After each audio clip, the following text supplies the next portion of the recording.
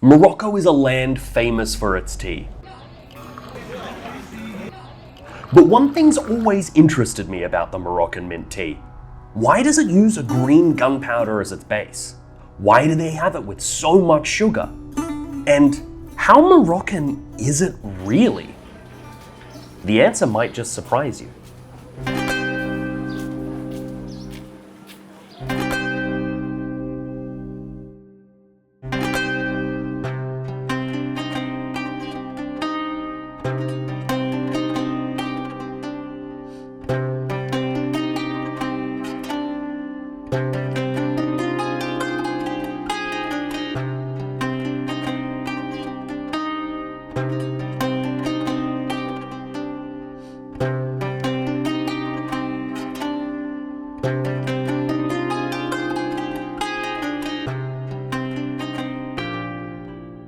We're enjoying some mint tea here in the Udaya and Rabat.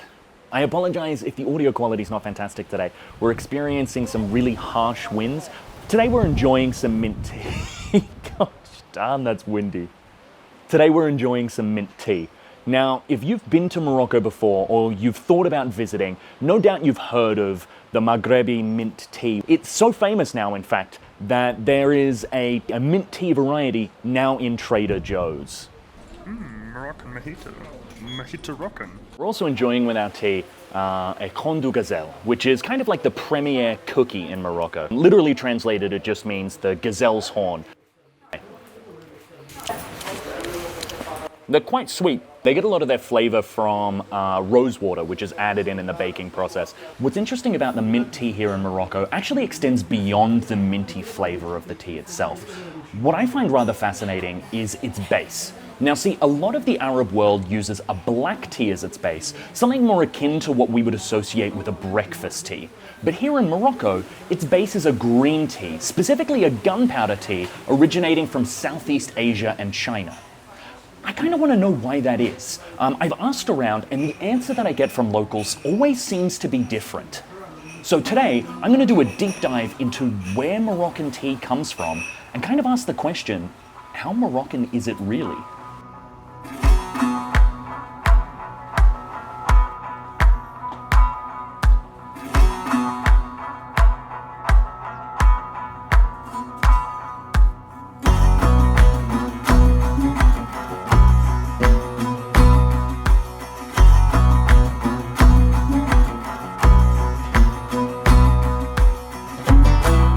All of my sources suggest tea didn't arrive in Morocco until the late 17th century, at which point it was introduced by Queen Anne of England in exchange for British prisoners of war.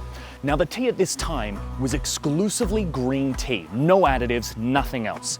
It was also used only by the king, which is a far cry from the icon that it is today. And so it was for a period of about 200 years, where tea remained behind closed doors, exclusive only to the elite and to the Sultan himself. Its exclusivity was in part due to some rather harsh import fees on all foreign goods entering Morocco, but change would come from an unlikely source. See, war breaks out between Russia and the Ottoman Empire in a conflict known as the Crimean War. See, at that point in history, England controlled the global tea trade. The problem is, their trade routes to Asia and the Middle East were severed as a result of this conflict. Suddenly, they're carrying literal boatloads of tea with nowhere to send it. And that's when they turned to their old friend Morocco. Possibly as a result of England's increased interest in selling tea to Morocco, import laws begin to change. In fact, in 1856, only months after the end of the Crimean War, do the laws begin to change entirely.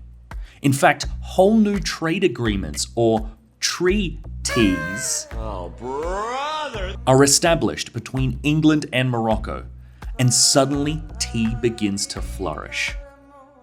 Tea quickly became the third most valuable import in all of Morocco, behind only sugar and cotton. But let's pause for a moment and look at what exactly goes into making Moroccan tea.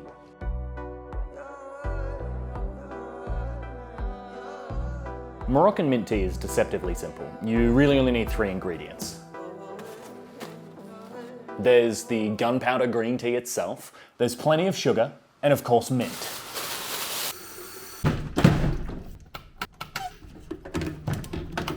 While the water boils, let's get back into the history.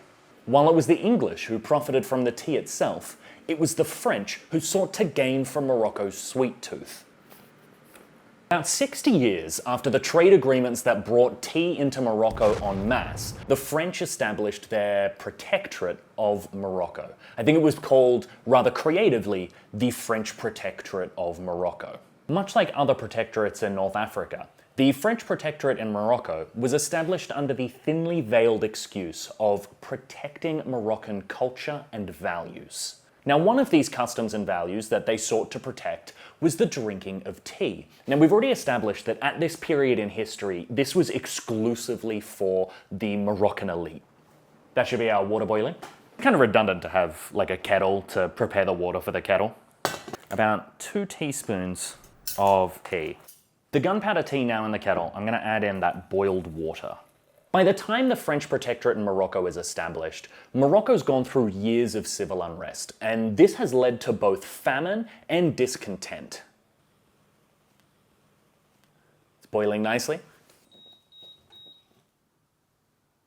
First, you'll pour the straight tea into 1 glass. These 2 glasses now hold the majority of the tea flavor. What we want to do now is kind of like strain out the rest of the boiled water. So I'm going to give the kettle a swish and then pour this out, refilling it with a new batch of water. To maintain that tea flavor, I've left the tea leaves in the kettle, and I'm actually going to pour in these 2 glasses that I set aside earlier directly into the kettle. It's hot. It's at this point that I'm going to add the sugar. Moroccans use quite a lot of sugar in their tea. I'm going to use about 4 cubes, but you might find that some places they use up to like 6, maybe even 10. They have a real sweet tooth here, and I'm going to get into why in just a second. As an interesting side note, at the time at which the French have established their protectorate in Morocco, they're also establishing trade routes throughout the world and kind of dominating the sugar trade. 80% of all sugar consumed in Morocco is coming from France. And so they have this genius idea. So they use the sugar as a calorie substitute and profit. With the French pushing tea as a nationwide Moroccan custom and sugar as a calorie substitute, it becomes easy to see why tea started to expand so quickly. Where the question does lie is, where does the mint come in?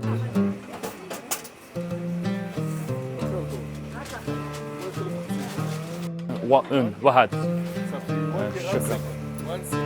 شكرا بزاف.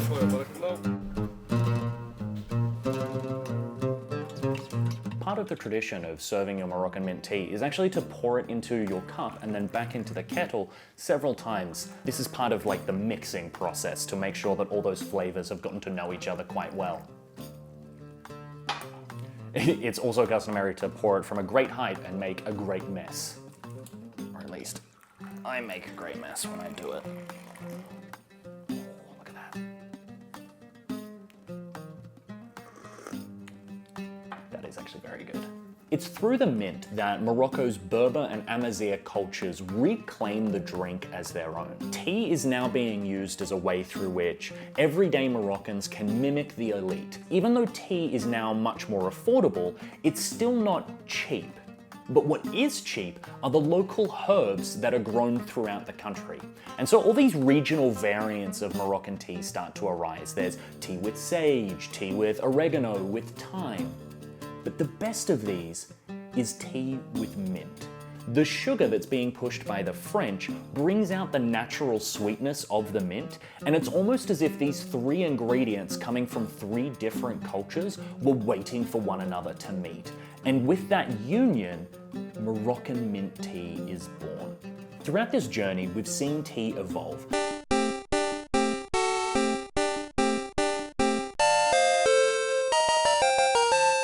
Starting as something that was pushed by the English, and then adopted by the French, before finally being reclaimed through the use of mint and turned into something that is genuinely unique to Morocco. Sauraha. Oh, it's so hot. I want to do a special thanks and shout out to Graham, Hugh, Cornwell, who wrote a dissertation a couple years ago called Sweetening the Pot, A History of Tea and Sugar in Morocco. That served as the basis for a lot of my research when looking into this topic. I read many articles, but none were even close to being as helpful or as easy to read as this one. If you enjoyed this, I highly encourage you to read the whole paper. The French protectorate in Morocco